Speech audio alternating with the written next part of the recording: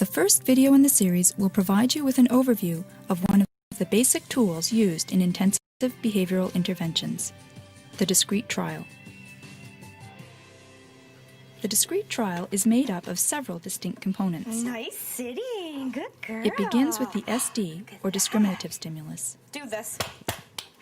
Oh, This is the instruction given by the therapist to the child. Next, the therapist either waits for the child to respond or provides some help in the form of a prompt if needed.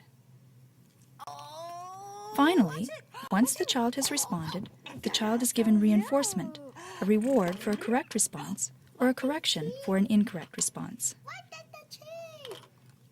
Yep. Let's try it again. Do this.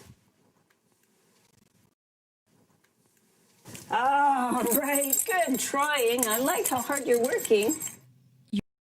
You have just witnessed one discrete trial. After a brief pause, the therapist then begins another complete discrete trial.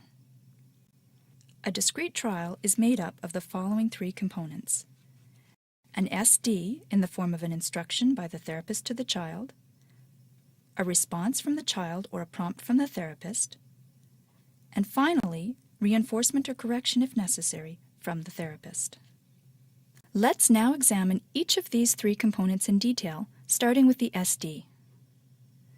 Though generally an oral instruction, an SD can also be nonverbal, such as a picture, a toy like Mr. Potato Head placed on a table, or the sight of a swing. You are super. A good SD must follow several guidelines in order to be effective. First, all SDs should be clear and consistent.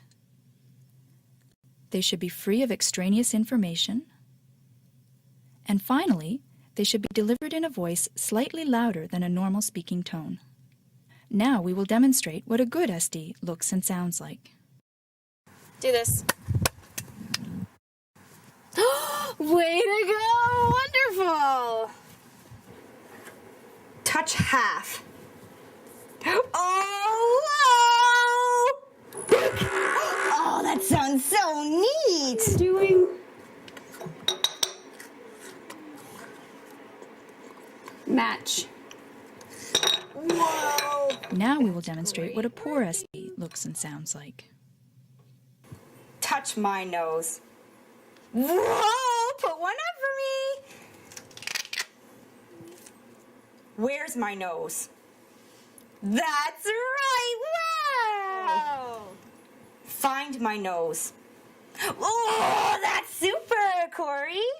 We will play the good SD once again. Take note that the therapist speaks clearly and consistently, uses a short, concise instruction without extraneous information, and speaks slightly louder than he or she normally would. Do this. Way to go! Wonderful! Touch half. Oh, whoa! Oh, that sounds so neat!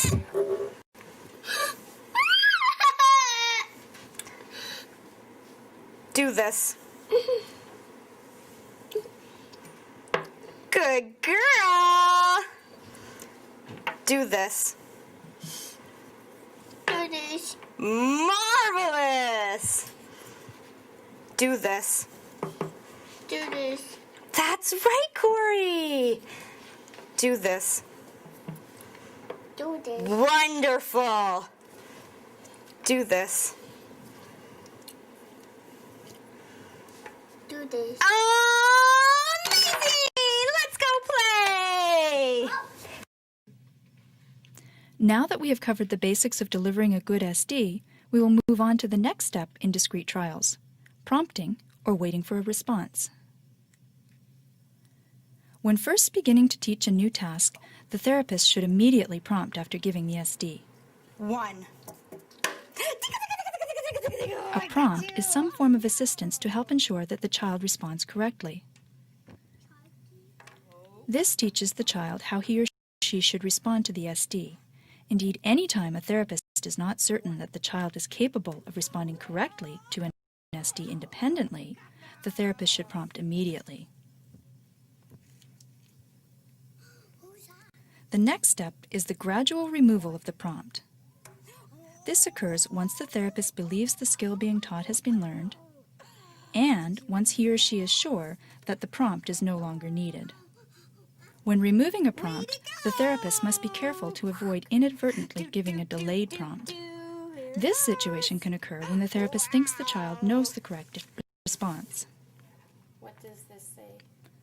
The therapist gives an SD, pauses and waits for the child to respond, realizes that the child is not going to respond or is responding incorrectly, and jumps in with a prompt.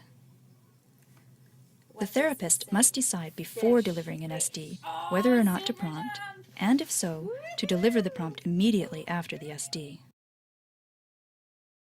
We will now move on to the third and final component of a discrete trial, reinforcement or correction.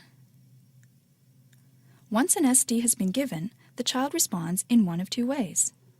Either the child responds correctly and reinforcement is delivered, or the child responds incorrectly and a corrective procedure is applied. We will begin with reinforcement, which is sometimes called a reward. When providing reinforcement to a child, there are several key points to keep in mind in order to maximize its effectiveness. First, reinforcement must immediately follow a correct response. Tickle. Reinforcement is given whether the child responds independently or with the help of a prompt. The second principle of reinforcement is that it should be enthusiastic and involved. If you are excited and enthusiastic when delivering the reward, the child will enjoy the reinforcement more, and that will lead to better learning. Lastly, reinforcement should be varied. If the same stale rewards are used all the time, they will lose their effectiveness. Remember, effective reinforcement is best achieved if given immediately after a correct response by the child, given in an enthusiastic and involved manner, and if the reward is varied. There is one eventuality that we have not yet covered. What happens if the therapist delivers an SD and the child gives an incorrect response? There are two general approaches to dealing with incorrect responses. One which uses an informational no, and one which does not. The traditional approach is to use an informational no. When the child gives the incorrect response, instead of giving a reward, the therapist responds by saying no in a neutral tone of voice. Where does Grandma work? He works in the house. No. Where does Grandma work? Say library. Library. Boink! Yay! Now Let's watch that again. The no is not meant to be aversive or punishing. It is simply meant to provide the neutral information that the response was incorrect and will not be rewarded. Where does Grandma work? He works in the house. No. Where does Grandma work? Say library. Library. Boink! Yay! Now you get Starburst! The therapist then goes on to give the same SD again, but on that next trial, the therapist prompts the child to ensure that the child gets the response correct. Another approach is to leave out the informational no. With this approach, if the child gives an incorrect response, the therapist pauses a moment without giving reinforcement, but does not say no. Thumbs up. The therapist then begins another discrete trial Thumbs up. and prompts immediately after the SD is delivered. There. This is to ensure that the child gets the response correct. Let's watch the errorless learning correction one more time. Thumbs up.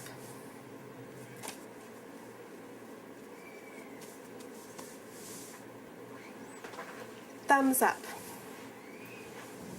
There.